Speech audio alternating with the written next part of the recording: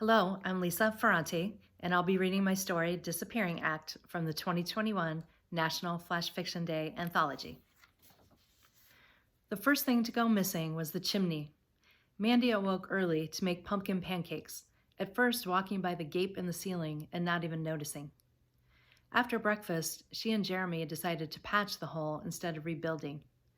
Their first night in the house, years ago, they'd cuddled by the fireplace beneath an Afghan, neither minding the scratchy wool on their bare skin. But they rarely made fires anymore, and the last 2 winters a squirrel had nested in the chimney. She wondered where the squirrel was now, if its home remained intact somewhere. That same day, the girls had announced they no longer believed in Santa. She looked at Jeremy, sure he was also thinking of ways to prolong the magic. But when he said, "Guess the gig's up," Cassie and Zoe, 11 and 12, laughed and started their Christmas lists.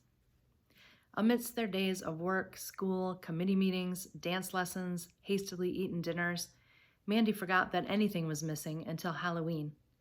Copper mug in hand, Jeremy went trick-or-treating with the girls while she stayed home to pass out candy. Empty bowl in hand, she stepped outside to greet them when they returned, and she pointed to where she was sure there'd been a round button built into the brick next to the front door.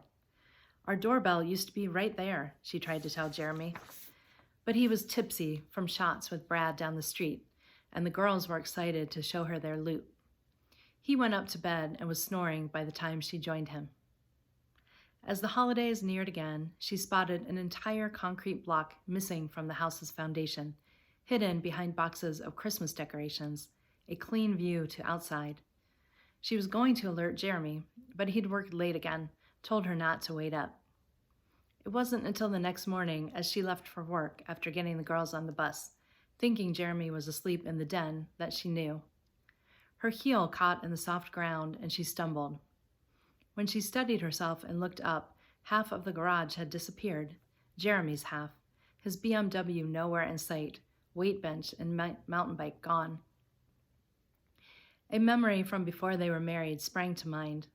A man in a store wearing safety goggles had sawed a mattress in half to show them its springs and coils, layers of padding to cushion the rough edges, he'd said, guaranteed to last a lifetime. Mandy imagined the mortar of their life crumbling, laboring away. Small signs, easy to miss, easier to ignore. A squirrel chirped nearby, followed by the sharp call of a bird. She breathed in.